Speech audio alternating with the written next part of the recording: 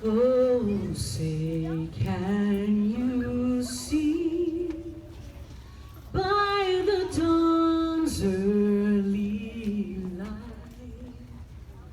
what so proudly we hailed at the twilight's last gleaming, whose broad stripes and bright stars through the perilous fight o'er the ramparts we watched were so gallantly streaming, and the rocket's red glare, the bombs bursting in air,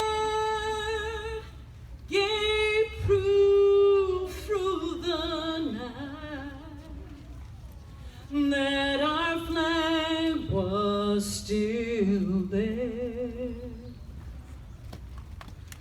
Oh, say does that star-spangled banner yet wave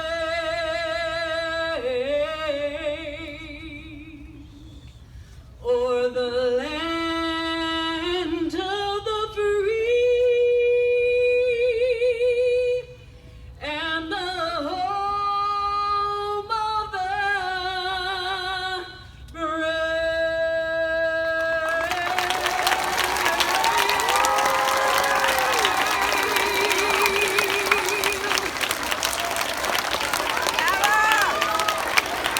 Thank you, Mrs. Murillo. A big round of applause for Mrs. Murillo.